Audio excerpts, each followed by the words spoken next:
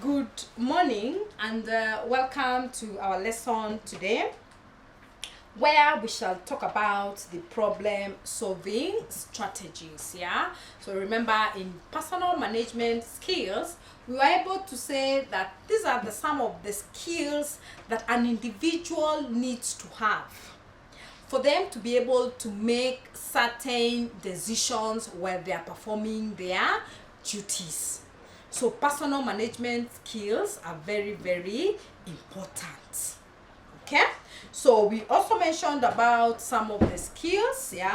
We talked about decision. We mentioned about the different types of decisions that are done in an organization. Now we're going to talk about the problem solving strategy. So what are some of the strategies that you need to come up with so that you are able to resolve problems? Okay, we said we have one called the brainstorming. Now when you hear the word brainstorming, you bring a collection of people, or a group to share their ideas, to share their challenges, and also to give possible solution. Now that's what we call the brainstorming session. Now it's one of the strategies that is used when it comes to problem solving.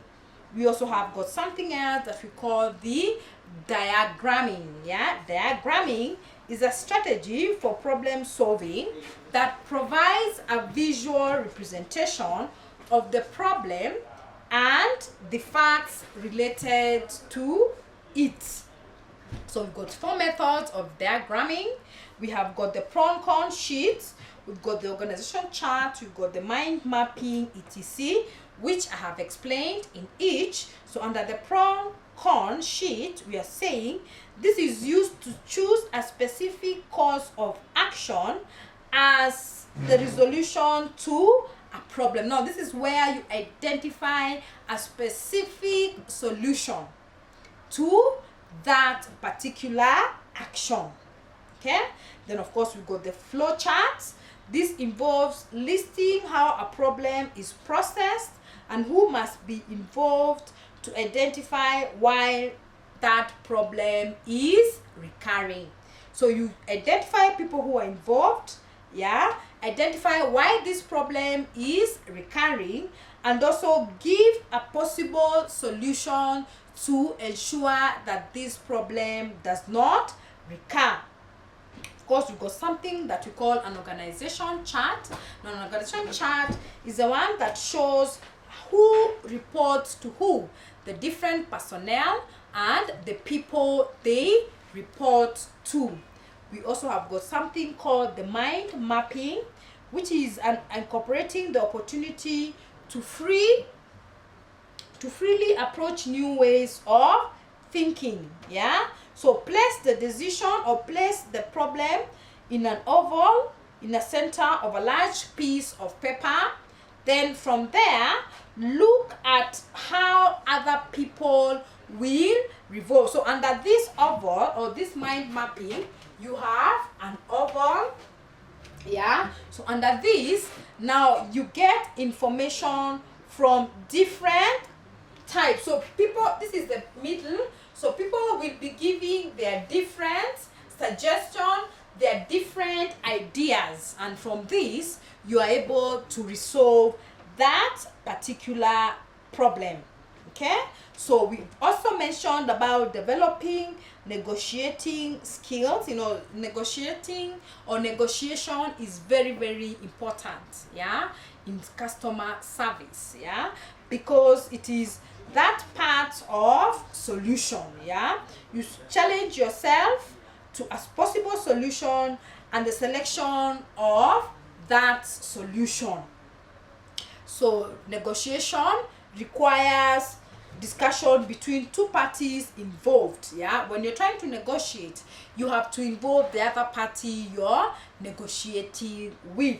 Okay, so what are some of the ways that you are able to improve your negotiation skills? Is to be able to know your customer. Okay, know your customer, get to ask them questions and listen to them. Yeah, know the policies of the organization. Yeah, demonstrate the willingness to be flexible. Don't be very rigid.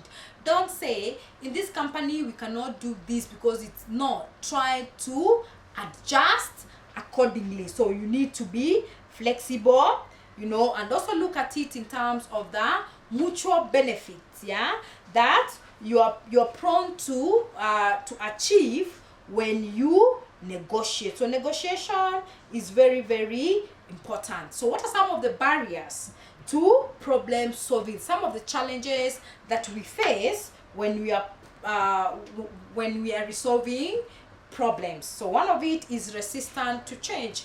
People or employees or customers are very resistant. So in case you want to bring in some new changes, they are very, very resistant. Of course, we've got habits.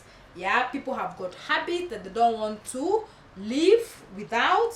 Of course, we've got a past history, you know, something happened before, and therefore whenever there's a problem, that thing will keep haunting us. Okay, so these are some of the challenges that we need to confirm or we need to follow when we are negotiating. So I also asked you some sample questions on how much do you know as an individual, how much do you know about the win-win? Have you ever heard about it before? You know, win-win is where both parties don't feel like they have lost. So I asked you those questions there, and from the questions they were able to give us a summary of what is expected. Yeah, so if you answered some questions in a different manner or in the manner that was prescribed, this is able to help you to be able to become a good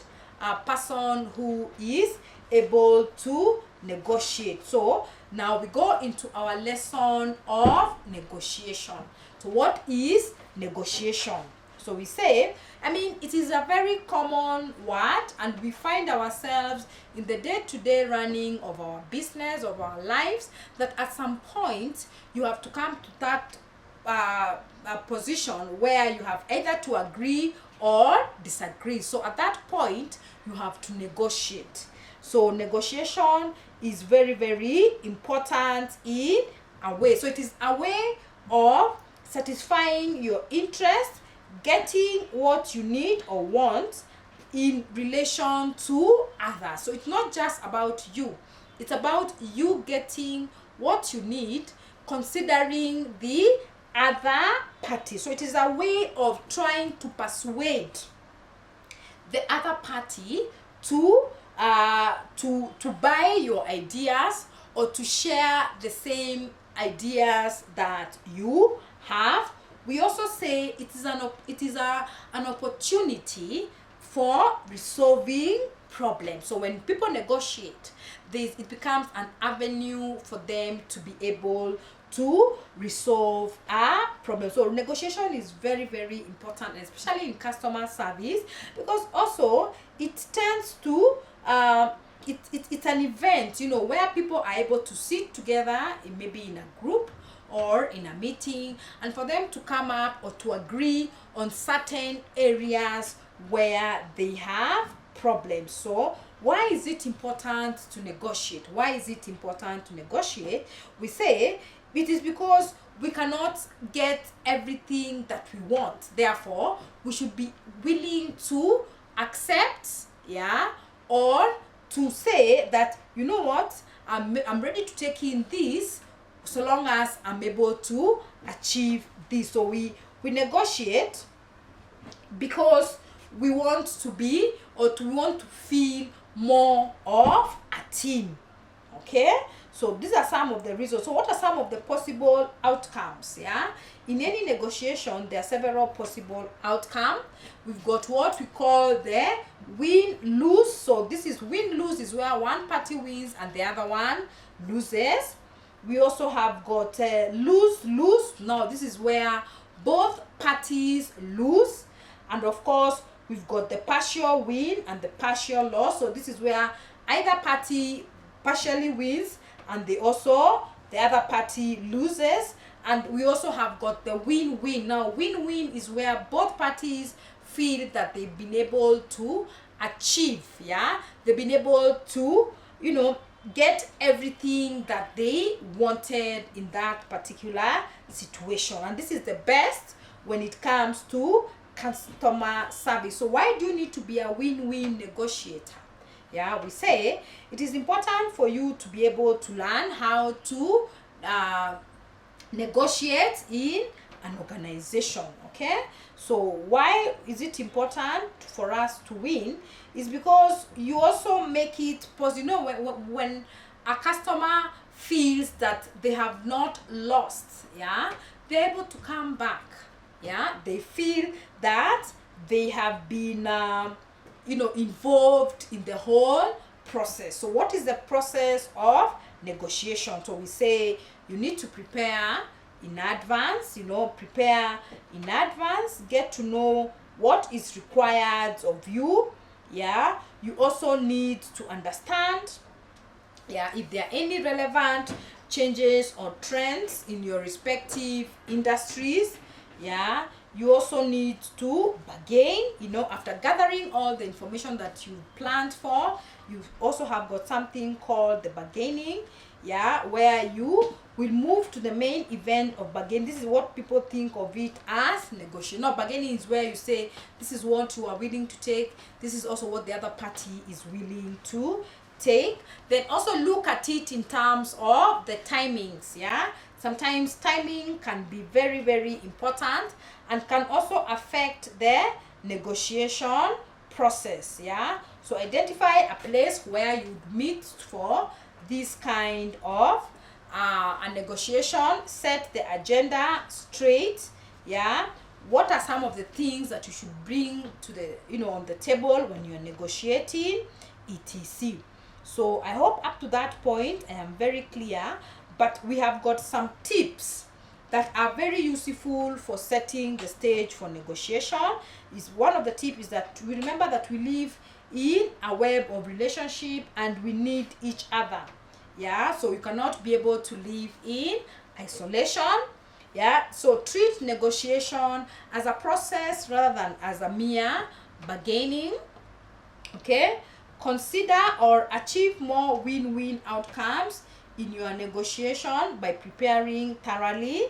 Yeah, use the timings to your advantage. Yeah, understand that most progress in a negotiation occurs as the deadline approaches.